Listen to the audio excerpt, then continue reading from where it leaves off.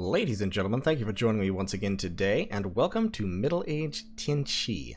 We're going to be talking about this as a follow-up to the Early Age Tianqi video I just did recently. So, in the Middle Age, Tianqi retains a lot of its earlier character, but it... well, let me back up a little bit. Tianqi actually changes quite a bit in play. It retains some of its original character in that it retains fairly strong, tough blocker infantry, and it retains a lot of magic diversity. It also retains its national summons. However, it changes the way it uses magic. So first of all, if you look up here, you'll notice Middle-Aged Tianqi has a lot of commanders, and most of them are mages or priests, or most likely both. So we've got a basic scout. We also have the Imperial Consort, and the Imperial Consort is a very, very stealthy scout who is also a spy. And a spy, if you get a spy hidden in an enemy capital, for one thing, they can cause unrest, which is nice, but the main thing is if you get them hidden in an enemy capital, they can show you some of the score graphs for that nation, which can be a really useful ability. Other than that, they're just scouts. They're totally worthless in combat, but they are 2 recruitment points, actually. The spy ability makes them 2 recruitment points, so they take an entire fort turn to recruit, as opposed to a scout who only takes half a fort turn and can be recruited in non-fort provinces. So you probably won't have many Imperial Consorts, but having spies is a nice little touch. You have the Eunuch. The Eunuch is an interesting commander because he has a couple of special abilities. He's 1 recruitment point, so you can recruit 2 per turn from forts. He has a patrol bonus of 15 and leadership 40, so you can use him to patrol very effectively in forts. He's a tax collector, so he can collect money from a province he's in, even if someone has cut the path to a friendly fort. In an actual multiplayer game, this almost never comes up. If someone has cut the connection between a fort and some of your provinces, odds are either you're going to lose those provinces or you're going to lose the fort soon, and in either case, it doesn't really make a difference. He also has this defense organizer ability, so if he's in a province, he will bump up the province defense by 1 point per turn for free, up to a maximum of 19. Which means, if you recruit a few eunuchs fairly early in the game, you can kind of use them throughout the game, just scatter them across your provinces, and they will just kick up your province defense for free, so you don't have to spend any money on that. He only costs 35 gold to recruit, and his upkeep is about 3 gold per turn. So, if he is increasing province defense to 4 or above, he's paying for himself. Just in terms of, the money that you're not spending increasing province defense. Now, since normally you don't really need to increase province defense above 6 or so, that's fine. But it does mean that Middle-Aged Tianqi can get enough province defense to cause minor attrition pretty much everywhere, which is kind of a neat touch. You have the General, who is a general. Fairly expensive, but fairly fast, and leadership 80, which is a nice ability. Then we start getting into the priests and mages. So you have the Ceremonial Master, who is a level 1 priest. He does have the Fortune Teller ability, so he has a 10% chance to prevent bad events, which is nice. The Minister of Rituals is just a better version, still Fortune Teller 10, but he's a priest level 2, and he has a 2% chance of causing good events. So if you stack up Ministers of Rituals, they can be okay. If I wanted to worry about the Fortune Teller thing, I would probably just recruit Ceremonial Masters for like 4 turns. The Apothecary. All of these guys here are basically really cheap, quite efficient mages. And so that's kind of Middle-Aged Tianqi's thing. They have a lot of cheap, efficient human mages. The first of those is the Apothecary. Nature 1 mage with 7 research points. That's just an independent nature mage you can recruit anywhere. Only costs 65 gold, and is a disease healer. So as Middle-Aged Tianqi, you never have to worry about disease. You have a lot of disease healing ability. You have the Apothecaries, there's a couple other mages with that ability as well. This mage right here, the Imperial Geomancer, is one of Middle-Aged Tianqi's most important and valuable mages. And that is because he only costs 65 gold and he has Astral 1. Now he is old, but he has Astral 1 and he has the Astral Earth Cross Path. So Imperial Geomancers are your communion slaves, and Middle-Aged Tianqi is a big communion nation based solely off these guys. Just by recruiting Imperial Geomancers, you can do a lot of interesting communion stuff. They are also fortune tellers, and they're fairly efficient researchers. 9 research points for 65 gold. Like I said, they are old, so that's a bit of a downer, but they're not very old. And that's okay. When you're fielding a big stack as a middle-aged Tianqi, you will have a bunch of Imperial Geomancers in it, because they can be communion slaves, they can be effective communion masters. The Earth and Astral Crosspath allows you to cast gifts from heaven, which is a very damaging evocation, albeit inaccurate. Of course, Astral and Earth both allow you to cast buffs, area of effect buffs, and Astral allows you to cast all the interesting high-level Astral spells in a communion like Soul Slay, Paralyze, Enslave Mind, all that good stuff. And then buffs like Light of the Northern Star, Power of the Spheres, etc., etc., etc. So Imperial Geomancers are extremely powerful for their cost. Ministers of Magic are interesting. They exist solely to be research monkeys. Basically, they have 11 research points for only 65 gold, so you can just crap these guys out everywhere if you want. They only have one path, and it's a random. So in terms of magic, they are strictly inferior to Imperial Geomancers and your other options. Sometimes they get air, which otherwise you don't have a whole lot of access to, so that's nice. But overall, I would usually be recruiting Geomancers over Ministers of Magic. Basically, you recruit Ministers of Magic if you want to focus solely on research for a while, and you're not worried about taking your mages into combat. So maybe you'll recruit them from like your second fort early in the game. Alchemists of the 5 Elements. They're basically apothecaries, but better. They're a little bit more expensive, although not much, still only 85 gold. They have 2 paths. They have 1 nature, and then they have a random from one of the elemental paths, and then they have a 10% chance of a 3rd path, but most of them won't get that. They are also disease healers. They also have this alchemist trait, which means you get extra gold when you convert gems to gold. Now, since middle-aged Tianqi has a lot of magic diversity, usually you'll be able to use all of your gems. That said, if you get a fire random, there is a fire spell that lets you convert fire gems to gold. There's also an earth spell that does that, but I would never convert earth gems because they're just too valuable. Fire gems, there are more limited uses for, so if you're strapped for cash, you might consider converting fire gems into gold. That said, I wouldn't use Alchemists of the 5 Elements to do it, because there's another mage later on who has a much better bonus. That said, they are disease healers, they give you a supply bonus, and they're poison resistant, so that's nice. And once again, they're cheap. All these guys are really, really cheap. Masters of the Way, a little bit more expensive. These are the same mage as early age Tianqi has. And they have, I believe those are exactly the same randoms. So you can get Water 2 out of them, you can get Water 1 Astral 1 out of them, you can get Air or Nature randoms, which you're not really hurting for. Actually, I think that might be more randoms. One second. Let's look at the early age Tianqi Master of the Way. Nope, same randoms. So they are, that is the same mage. Right down to having the Holy Path. Yep, same, exactly the same mage. In middle-aged Tianqi, I would not be recruiting these guys, to be fully honest. They're not all that great. You have better options, basically. Now, there was one thing that I said in the early-age Tianqi video that I actually have to retract because it was wrong. And it was, I said that you could use Masters of the Way who got the Astral random to summon Demons of the Celestial Rivers. That is, I believe, incorrect, because there's a note on those demons, actually, if you look at them, that they can only be summoned by Celestial Masters. So I was wrong about that. Don't listen to me. Sometimes I make these mistakes. Well, do listen to me, but you know what I mean. Take it with a grain of salt. So, yeah, you can't use them to summon demons. Your natural demons. Your native demons. Getting Water 2 is a decent use for them, but I would not, as middle-aged Tianqi, I would not recruit these guys much. Now, one benefit is these can be recruited outside of forts. You still have to throw up a lab and a temple because they are mage priests. They're sacred.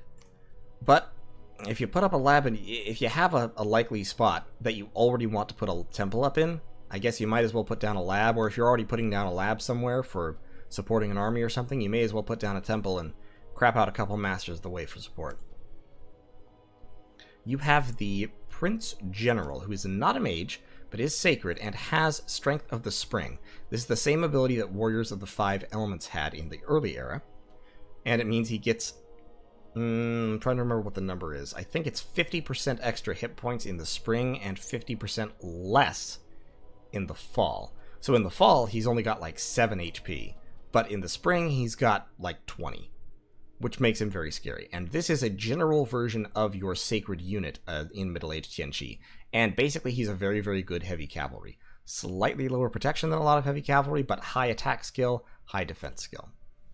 Then you have 2 capital-only mages, and they're both slow to recruit. The Imperial Alchemist is basically an improved version of the Master of the 5 Elements from the early era. All of the elemental paths plus 2 nature, 1 random in one of the elemental paths, so you end up with 2 in nature and then 2 in something else. So an extra path over the old Master of the 5 Elements. Also poison resistant, supply bonus, disease healer 2, and Alchemist 50, so that you get half again as much gold if you're converting gems to gold. If you get a fire random Imperial Alchemist, I might consider it. I might consider at some point turning fire gems into gold. These guys are good sight searchers. They are slow to recruit, unfortunately. And since they're not sacred, they're a little bit expensive in upkeep. Still, worth having a couple around, if only for the path variety. And then you have the Celestial Masters. Celestial Masters get weaker. In every era they get weaker, actually. And in Middle Age, they're a little weaker than in the Early Age. They've lost 1 path. They used to have 2 randoms, now they only have 1 plus a 10%. And they've lost access to death and fire completely. They don't have any chance of getting death magic or fire magic. They've replaced it with they've replaced their fire with a guaranteed 1 earth random, but they don't have a chance of randoming any more earth, so they're never more than 1 earth.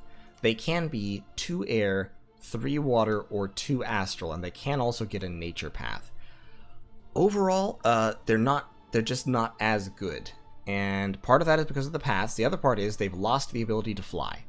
They used to be able to fly, which gave them a lot of mobility, and now they can't. Now they're just slow old men walking around. They're not technically old. I mean, they don't start old, but... Anyway, they're not as good. They have gotten a little bit cheaper. They used to be $320, I believe. Now they're $275. So you spend less money on them, but you also get less value. The main use for Celestial Masters is getting you access to air magic and earth magic in your communions. So Celestial Masters can, for one thing, they can summon your national demons. You still have all those national demon summoning spells, and Celestial Masters are the ones who can summon them, so you do want some for that purpose. You also want some to cast Fog Warriors in your communions. You want some to cast high-level earth spells, possibly, although Imperial Geomancers can do that, to be honest. It's mainly the air and maybe high-level water, if you don't want to spend time and resources recruiting Masters of the Way. But yeah, at this point, they're in the Middle Age. Celestial Masters are summon monkeys. They are forge bots to forge things with all their various cross paths, especially with Astral.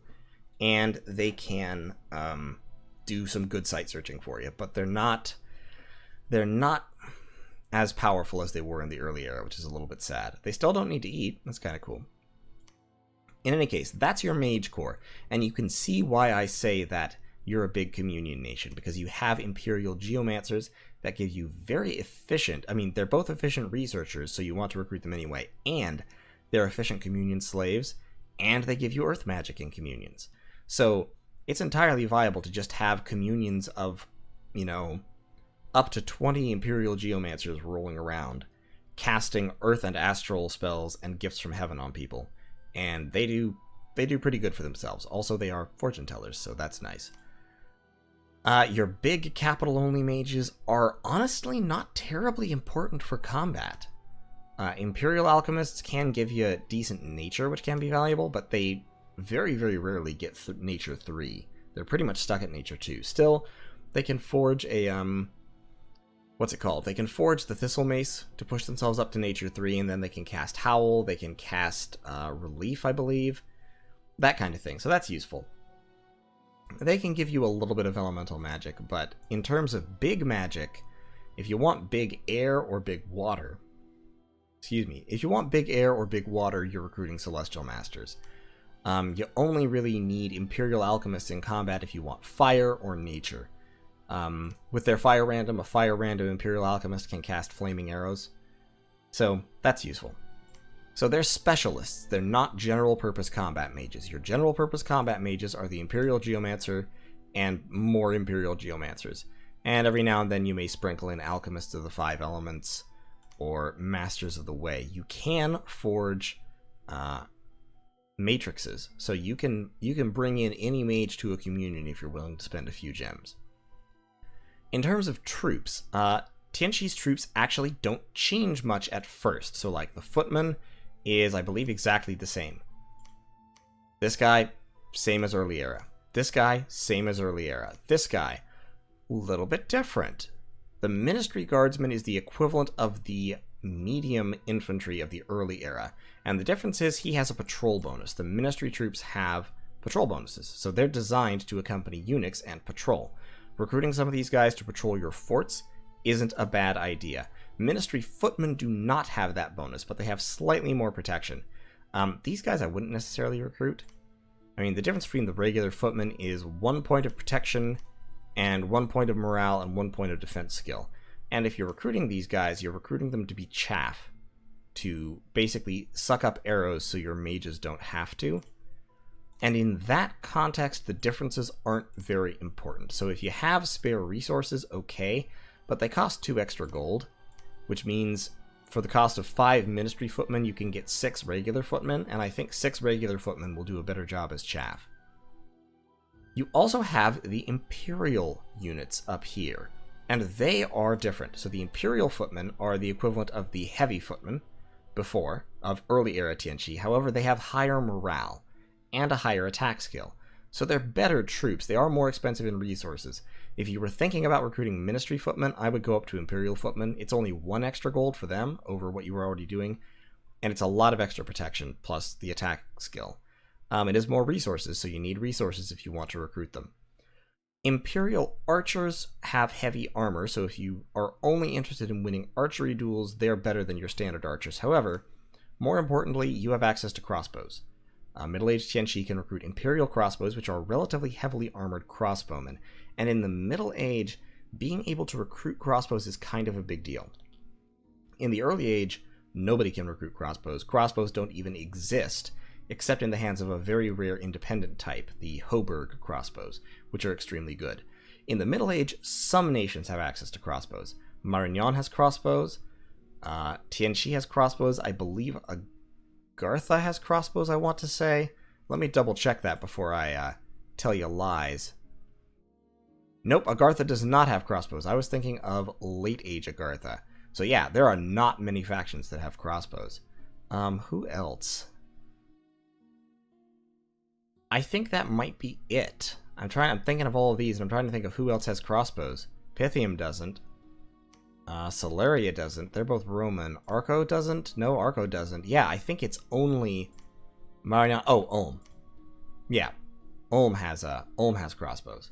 So there's 3. It's Ulm, Marignan with their crossbowmen over there, and then Tianqi. So having access to crossbows is kind of a big deal, because crossbows murder armored troops. Here's how it works. So crossbows are armor piercing, and they're also piercing damage.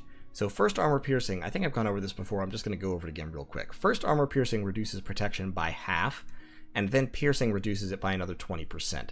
So all told, somebody only gets the benefit of 40% of their protection if they're hit by a crossbow bolt. So if we look at a heavily armored unit like, say, the Red Guard or the Imperial Guard, protection 15, cut it in half, 7.5, remove another 20%, you're down to 6. 6 protection against an 11 damage hit is not much. It's not going to save you. On average, you'll live if you're a human, but you'll take quite a bit of damage. And so armies of Imperial crossbowmen can do a lot of work. They're extremely good. Crossbows in the Middle Age are very, very useful. They're useful even in the Late Age, but in the Late Age, everybody has them. You also have the Imperial City Guard. The Imperial City Guard are upgraded Ministry Guardsmen. They have a patrol bonus of 2 and 15 protection. They are still armed with glaives. Glaives are not great weapons because they give you an attack penalty. That said, if you need high damage, Ministry Guardsmen and Imperial City Guard can be useful. If you're fighting, for example, if you're fighting Middle Age Agartha's statues, Imperial City Guard might be, you might spam out a bunch of Imperial City Guard and then cast Strength of Giants on them from your Geomancers to give them like damage 27 or 28. That could be useful. That kind of thing. They're specialists. I wouldn't use them as patrollers. If you're interested in the patrol bonus, I would use Ministry Guardsmen instead because they're cheaper. And when you're patrolling, you don't really need elite troops. Then you have the Imperial Guard. The Imperial Guard are your most expensive units. They have a pretty good weapon, the Falchion, which just gives them a lot of damage. Good stats across the board, and they have the Bodyguard 4 ability. So they are very, very good at protecting people from assassinations. Given that you are in the same era as middle-aged Satis, that is an important consideration, because Satis has recruitable assassins that are really, really good. So if you're worried about that, if you happen to start next to middle-aged Satis, might be worth recruiting some Imperial Guard to put on your important commanders.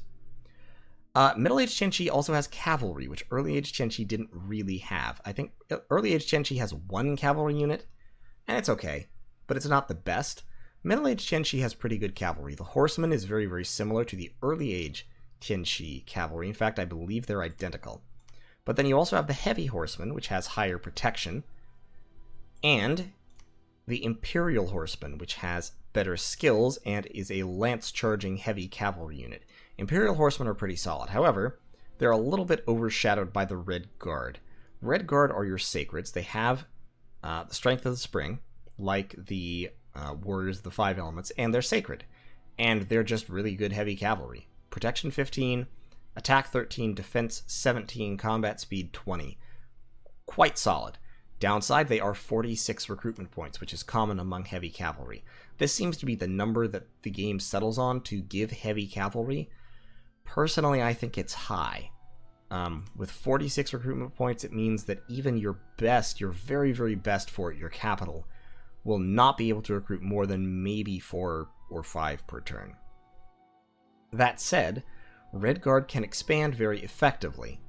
Because the combination of decent protection, high defense skill, and high attack skill with multiple attacks means that they can take attack blesses very well, they can take defensive blesses very well.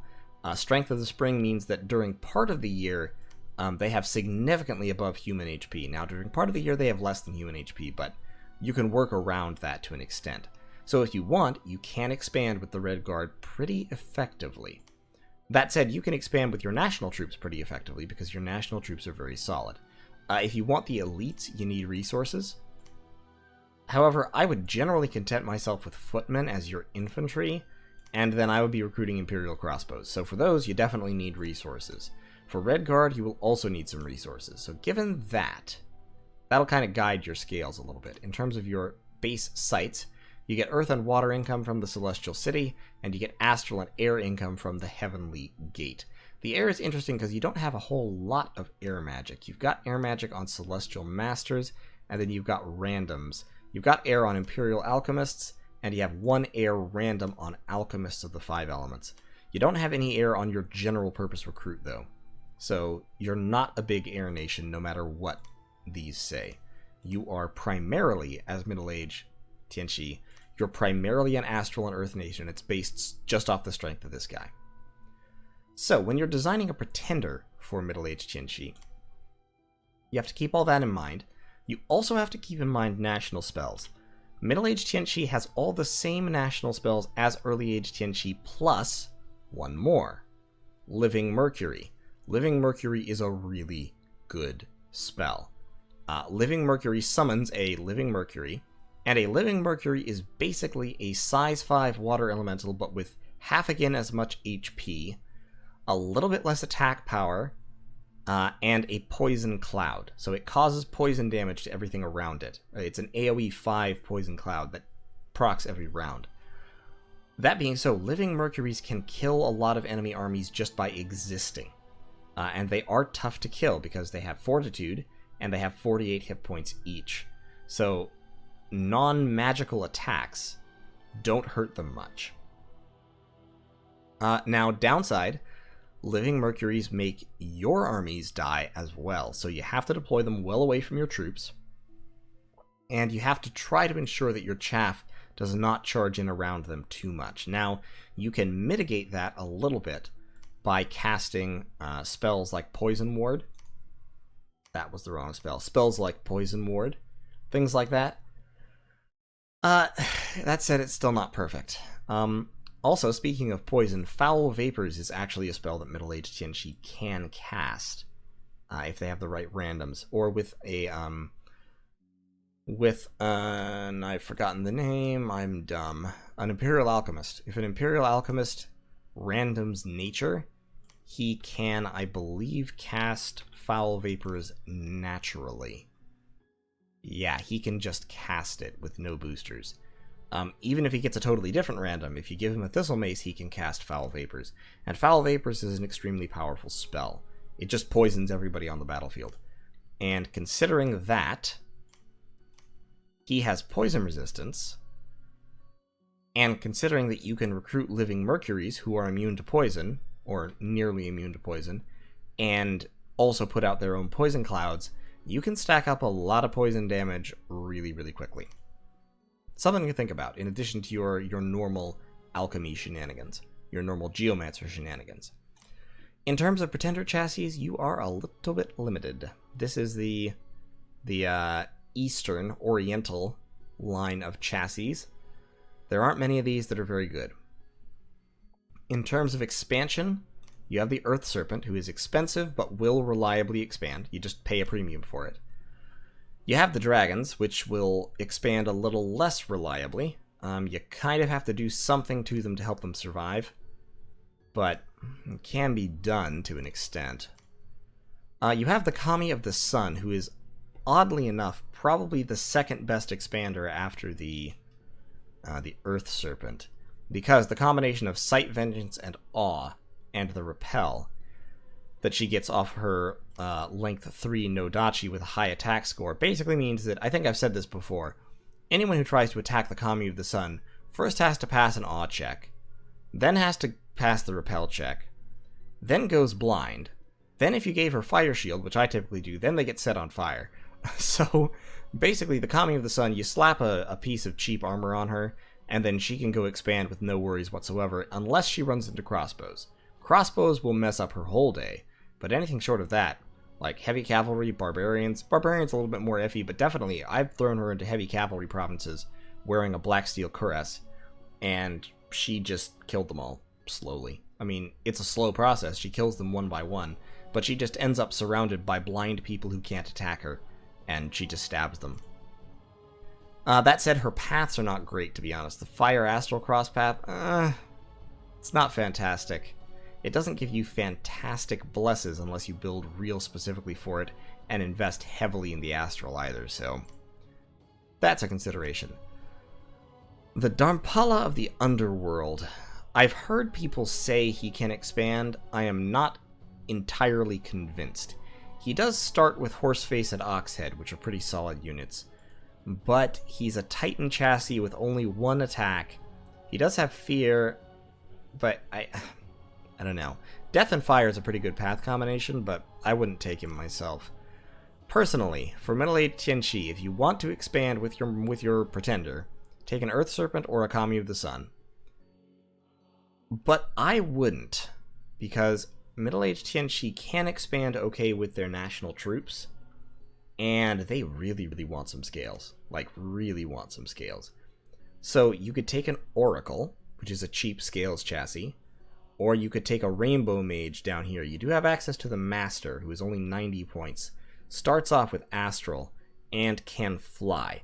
Basically, the Master is a chassis that is an early age Celestial Master. And so you can take this guy if you want. My initial inclination, now, I have not played a whole lot of middle-aged Tianqi, but my initial inclination would be to take an Oracle, and then just dump a whole bunch of scales on him. Now, you can get the Ghost King. The Ghost King can be kind of a funny gimmick expander, because with a lot of hit points and Ethereal, and the Chill Aura, if you take Cold Scales especially, you can expand with him by once again slapping some cheap armor on him to make his protection reasonable. At that point, he's nearly immune to independent infantry. He has Fear, pretty high Fear, and the Chill Aura, so he can go into combat, and basically everyone around him falls asleep eventually, without hurting him much, and then anyone who's not asleep runs away. which triggers everybody else to run away as soon as they wake up. And he just slaps people with his armor-negating Rod of Death and kills them one by one. So he can work. He can work. He's expensive, but he can work. For me, I'd probably just take an Oracle. And then you don't need more than 5 or 6 Dom. I'd probably go with 5. Growth, definitely. Since you have all these Fortune Tellers, you can definitely tank Misfortune. Middle-aged Tianchi does not care about Misfortune scales. All of your forts will have Fortune Tellers stacked to the roof in them, because your Research Monkeys are Fortune Tellers. So once you've passed a couple years in, you will never get a bad event on a fort province. You'll still get bad events outside fort provinces, but in fort provinces, nah. I would take Magic. I would max out Magic because you already have efficient, cheap researchers, and Magic 3 makes them insanely efficient and fast. Like, Imperial Geomancers are efficient researchers, but they're not terribly fast. Magic 3 makes them fast. And having fast research is important. After that, I would take production, at least probably 2. You might be able to get away with 1, it kind of depends on what you want to do, but I would take 2 or 3 so that you could crap out more Imperial Crossbows as quickly as you can. You do probably want to tank your heat scales in one direction or another. I would probably go heat, just so as to not limit your own mobility. And then with the points that you have at this point, you have Astral on him, so you want to go up to at least Astral 7. And then probably Water 4 or something like that. With Astral 7, you can take the Fate Weaving Bless, which is actually pretty good. Anyone hitting one of your Sacreds will basically just suck for the next several rounds. Alternatively, if you take him Dormant, which you absolutely can do, that gives you a few more points, and you can go for, like, the Water Blesses. None of the Water Blesses short of quickness are all that great, to be fully honest. I would probably take, like, a couple stack 2 times defense skill or something to make your Red Guard just ridiculous. 21 defense skill, like elf tier defense, and then either Fate Weaving or you could go Luck if you take Fortune, but I would just go Fate Weaving. Something like this makes your Red Guard a lot tankier, helps them, especially when their HP is low. It doesn't help them kill, but because they are basically heavy cavalry, they already kill pretty effectively. If you do want to help them kill, then you would take, like, the Kami of the Sun here. Keep those scales. You are going to want to take her Awake, so you're probably going to need to drop something. Probably go down to Magic 2, Production 1. And then we can get a couple points of attack skill, or even just 1 attack skill, Superior Morale.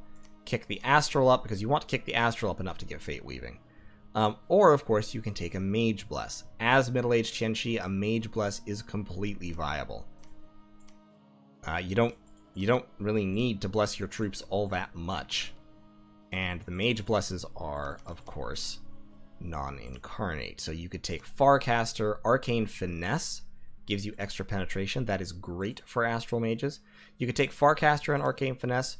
You could take Magic Resistance. Or you could take Arcane Command. Major Magic Resistance and not minor. And Arcane Command, that would be a pretty good combination. That would let your commanders lead more demons. Currently, like, your magic leadership is not that great. It's 15 on Imperial Geomancers, but it's only 30 even on Celestial Masters. If you're summoning a lot, you may want to increase that, and Middle-Aged Tianchi tends to summon a lot. After that, I would probably go, let's say, Defense Skill, Minor Cold Resist, why not? It'll help sometimes against Water Mages. So, that would be an okay Bless set. That's primarily a Mage Bless with a little bit of something for your troops. That leaves you with 122 points, so at that point you can kick your Dom up, or you can bump your scales even higher. Something like that. Also gives you a few more recruitment points, which would be useful because your Red Guards are really expensive in recruitment points, and your Imperial Crossbows are not cheap either. 16 recruitment points is pretty high for a human unit. In fact, I might go 2 and 2, something like that. So really good scales, decent Mage Bless. When he wakes up, he'll be able to cast all of the high-level Astral Global spells, if necessary. The water doesn't help you all that much, but it's there. So that would kind of be my strategy for middle-aged Tianxi. Once again, your main mage is the Imperial Geomancer. This baby is the source of your power primarily. These two are support chassis. The Celestial Master exists to get you air in your communions.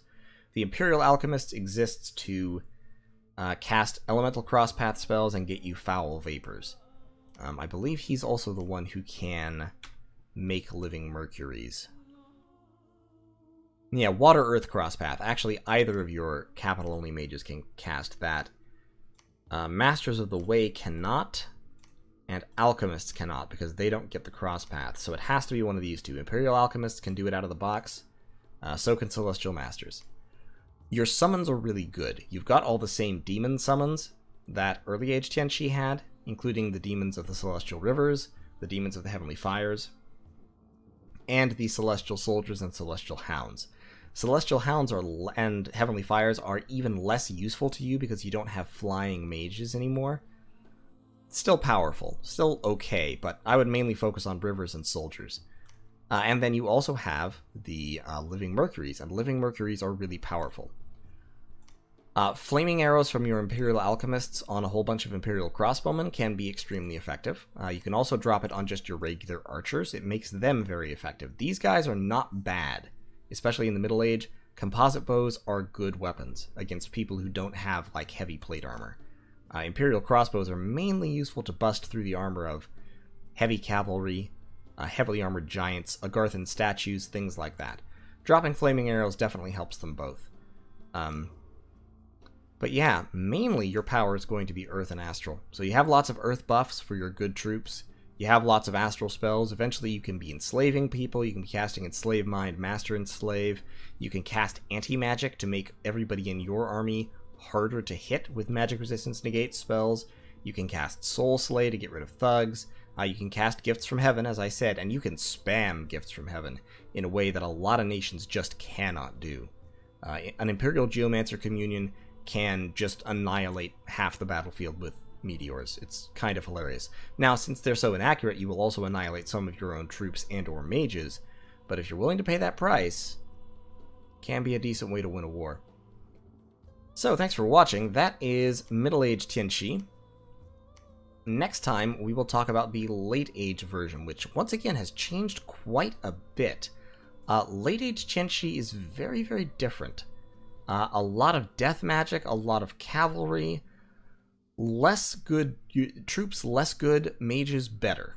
And we'll talk about that next time. So if you like this, consider subscribing to the channel, consider checking out the Patreon if you really, really enjoy what I do and want to put some money towards it. So, thanks for watching, and I'll see you next time.